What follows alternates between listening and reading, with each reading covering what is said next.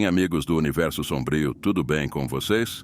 Dando sequência ao período natalino, trazemos 4 histórias de terror reais de Natal. Mas antes, não esqueça de se inscrever, comentar, curtir e compartilhar este vídeo para que possamos investir cada vez mais no canal para vocês. O Universo Sombrio apresenta 4 histórias de terror reais de Natal. Bora para o vídeo. História 1. O Papai Noel assassinado. Sou uma mãe solteira do meu filho Marcos Augusto, de 8 anos. Quando isso aconteceu, ele tinha 5 anos e eu tinha 27. Tenho minha própria casa, que foi passada para mim pelos meus avós. Ela fica no lado tranquilo da cidade, com muitas pessoas mais velhas, e ainda moro aqui com o Marcos. Era a época de Natal e eu estava fora com ele fazendo compras. Estava comprando os presentes de Natal para minha família e fomos ao Shopping Morumbi. Visitamos algumas lojas de roupas e uma loja de ferragens, onde comprei um presente para meu pai. Depois de terminar as compras, levei Marcos ao McDonald's para comprar alguns hambúrgueres e sorvetes. Depois saímos do shopping pela saída sul e lá nos deparamos com um Papai Noel do shopping do lado de fora. Ele acenou para nós e disse as coisas usuais do Papai Noel. Em seguida, ajoelhou-se para ficar na altura de Marcos e perguntou o que ele queria de presente de Natal. Marcos levou minha mão mais perto do Papai Noel e eu permiti, porque ele parecia um Papai Noel normal e simpático. Marcos disse que queria um Nintendo Switch, que, ironicamente, era o que eu planejava dar a ele no Natal. O Papai Noel riu e disse: "Se você se comportar bem, talvez você ganhe." Enquanto olhava para cima para mim e piscava. Eu sorri e então ele se levantou e começou a me elogiar, dizendo para Marcos: "Sua mãe é bonita, você sabia disso?" E Marcos riu, mesmo sem entender o que aquilo significava. Eu ainda sorri e então tivemos alguns minutos de conversa aparentemente amigável sobre as loucuras das festas e coisas do tipo. O cara disse que trabalhava para o shopping. Eu mencionei lamentavelmente o estresse de ser mãe solteira durante o Natal e então fiz uma piada sobre precisar da ajuda do Papai Noel. Foi quando o Papai Noel fez o que eu pensava ser uma piada inocente, dizendo: "Marcos, você já ouviu a música Vi Mamãe Beijando o Papai Noel?" E Marcos balançou a cabeça que sim. Então ele se inclinou na minha direção com a bochecha, indicando que ele queria que eu beijasse sua bochecha. Eu ia dar um inocente beijo na barba falsa, mas quando me inclinei, ele virou a cabeça e tentou me beijar nos lábios. Eu afastei meu rosto a tempo. A maneira como ele fez isso foi tão assustadora e agressiva. Ele olhou para mim e começou a rir como um Papai Noel, mas não havia nada alegre nisso. Eu disse: "Vamos, Marcos", e começamos a nos afastar. Ele gritou: "Feliz Natal!" E essa foi a última coisa que ouvi dele enquanto dirigimos para longe pela saída dos fundos do shopping. Percebe que ele não estava mais na entrada da frente. Eu gostaria de ter levado isso em consideração ao pensar no que poderia ter acontecido a seguir. Chegamos em casa e, depois de trazer tudo para dentro, trancamos a porta. E Marcos e eu começamos a assistir a um filme de Natal. Nosso tempo agradável foi interrompido quando a campainha tocou. Eu não esperava por ninguém e era tarde para qualquer tipo de vendedor porta a porta. Eu disse a Marcos para continuar assistindo enquanto eu ia atender a porta. Eu perguntei: "Quem é?" pela porta e uma voz masculina do outro lado disse: "É o Papai Noel." Meu coração afundou. Eu disse: "Se você é o Papai Noel do shopping, por favor, vá embora ou vou chamar a polícia." Ele respondeu: "Você deixou algo cair da sua sacola, senhorita. Só estou procurando devolver." Eu respondi: "O que eu deixei cair?" Ele disse: "Não sei, senhorita. Não quero ser intrometido, mas se você abrir a porta, posso entregar para você." Eu repeti que queria que ele fosse embora agora. Decidi então ligar para o escritório de administração do shopping para relatar isso, mas o homem do telefone disse que eles não contratam oficialmente Papais Noéis neste shopping e que quem se veste como Papai Noel o faz por conta própria. Com essa informação, me senti incrivelmente insegura. Voltei para perto de Marcos, mas minha mente estava em outro lugar. Eu senti um sentimento doentio de preocupação no meu estômago. Eu inventei uma desculpa para me levantar novamente. E depois de alguns minutos fui até a cozinha, longe do som da TV. Abri as persianas da janela da cozinha, mas não pude ver nada lá fora, pois a luz da cozinha estava acesa e estava totalmente escuro lá fora. No entanto, ouvi um homem gritando, "Ho, ho, ho!" Provavelmente ele estava lá fora me observando naquele exato momento, enquanto olhava pela janela. Não tive escolha a não ser chamar a polícia e relatar que fui seguida por um homem vestido de Papai Noel. Eu disse a Marcos para continuar assistindo ao filme e fui falar com a polícia do lado de fora.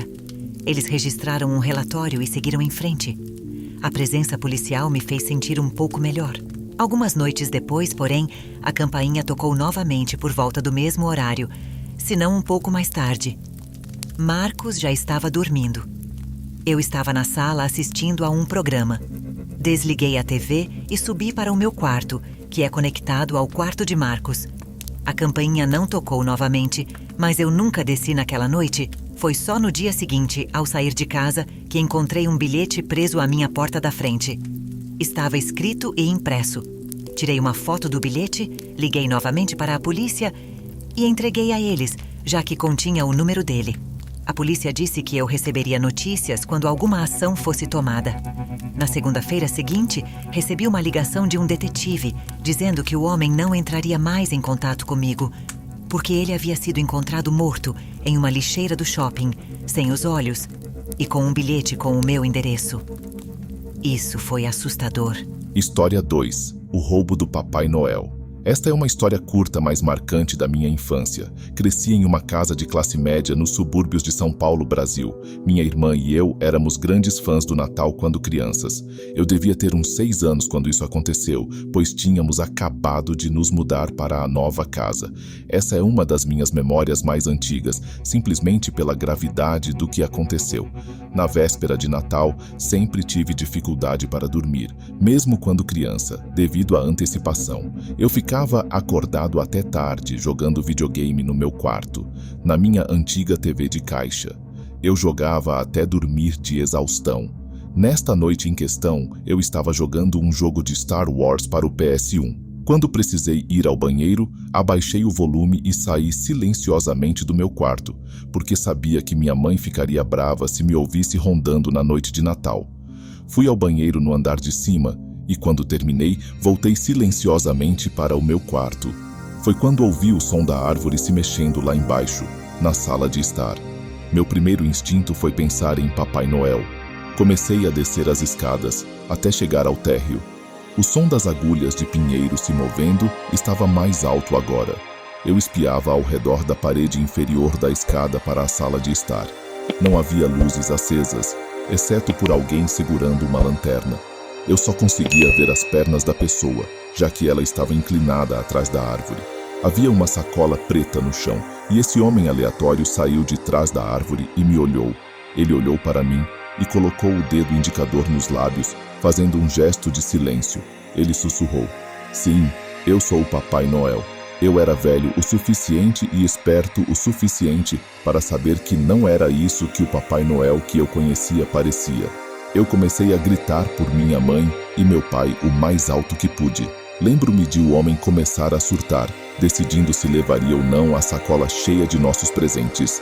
Ele acabou correndo em direção à porta da frente. Não lembro se ele teve que destrancá-la ou se ela já estava destrancada, mas lembro-me dele saindo pela porta da frente. Segundos depois, meus pais desceram as escadas. Tenho certeza de que gritei que havia um homem lá dentro, e eles viram a sacola preta no chão cheia dos presentes que teriam sido roubados. Meu pai disse que foi até a rua de Pantufas, pronto para matar alguém.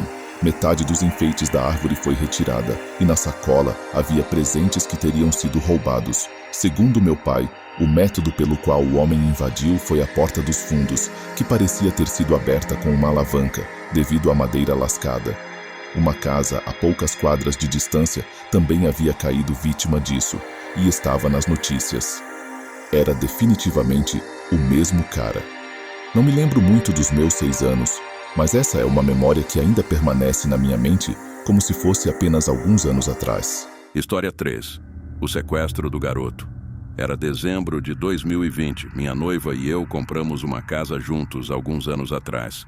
É uma casa bonitinha, em um bairro decente, uma área agradável para criar uma família. E é por isso que o que aconteceu há 2 anos foi ainda mais chocante e repugnante. Conhecemos todos os nossos vizinhos, tanto os da porta ao lado, quanto os 3 mais próximos do outro lado da rua. Todos são amigáveis o suficiente, mas você realmente nunca sabe que esqueletos estão escondidos no armário de alguém. Nosso vizinho Paulo, à direita, sempre parecia simpático nas poucas vezes que conversamos, mas ele nunca falava muito. Eu o via quase todos os dias, saindo ou voltando, presumivelmente do trabalho, embora eu nunca soubesse qual era sua profissão. Nessa época, eu não o via há alguns dias e o carro dele não saía da garagem. Obviamente, isso, por si só, não era motivo para alarme. Todos os vizinhos, incluindo Paulo, já tinham suas luzes de Natal acesas. Achei interessante como Paulo, um homem solteiro na casa dos 40, colocaria luzes. Na verdade, achei isso meio agradável. Eu estava atrasado para montar minhas luzes de Natal e decorações do lado de fora numa noite. Enquanto fazia isso, notei que as luzes de Natal de Paulo, do nada, começaram a piscar loucamente, todas elas, não apenas uma fileira. Parecia que poderia ser apenas fiação com defeito ou algum problema elétrico. No dia seguinte, saí para o trabalho por volta das 10 horas e percebi novamente que o carro de Paulo ainda estava na garagem. Também notei que todas as cortinas de sua casa ainda estavam fechadas. Mesmo quando voltei do trabalho, as cortinas ainda estavam fechadas, mas as luzes de Natal estavam acesas. Então ele estava definitivamente em casa. Brinquei com minha noiva dizendo que ele devia estar em algum tipo de hibernação. Mais tarde naquela noite, minha noiva entrou e me contou sobre as luzes de Natal de Paul agindo estranhamente. Fui lá fora e era exatamente a mesma coisa que estava acontecendo na noite anterior. O piscar não estava acontecendo de uma forma que parecesse programado, era de uma maneira muito falha. Então decidi ser gentil e ir informá-lo e verificar se ele estava bem, já que não o via há algum tempo. Bati na porta e, como não houve resposta, toquei a campainha.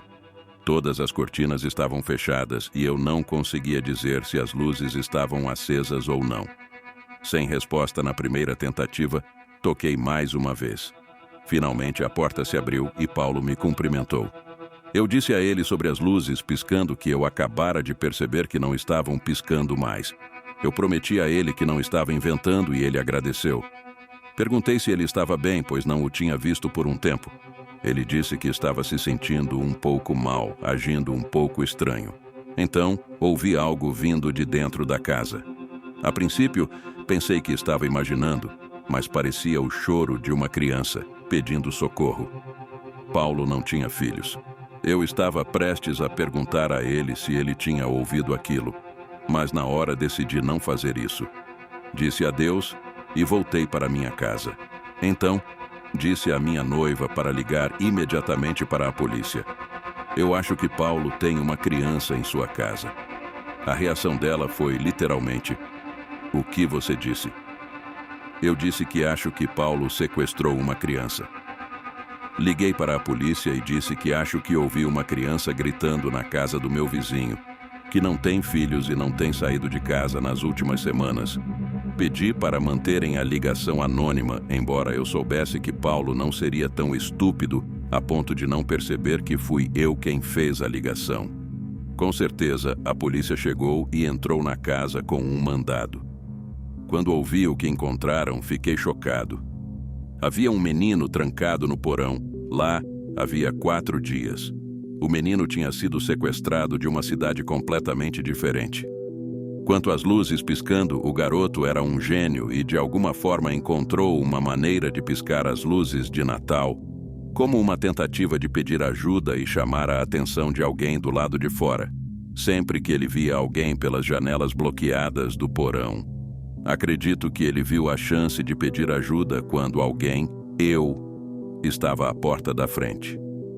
Claramente, uma criança muito inteligente, com grandes instintos de sobrevivência. Fico feliz que ele tenha sido reunido com sua família. Eu não quero saber o que foi feito com ele, mas espero que ele viva uma vida normal e deixe isso para trás, sabendo como o sequestro de crianças é um crime sério. Paulo não sairá da prisão tão cedo. História 4. O xixi do invasor. Eu estava sozinho em casa em um fim de semana.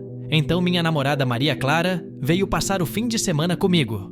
Era o meio de dezembro, e as festividades de Natal estavam a todo vapor.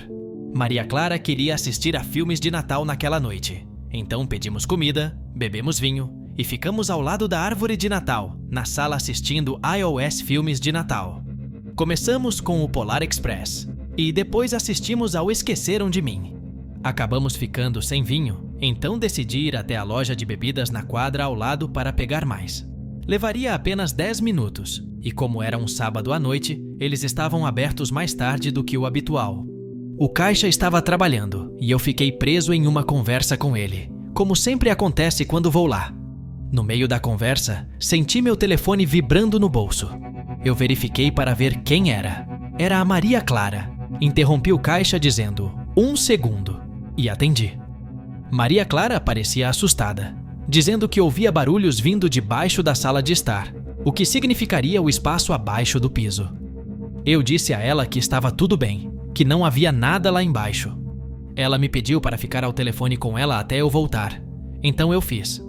Eu andei os 5 minutos de volta para casa, e a Maria Clara ainda estava no sofá, com o filme pausado, dizendo que estava ouvindo sons. Quando perguntei se ela ouviu outros sons, ela disse que não. Ela perguntou, e se tiver um animal lá embaixo?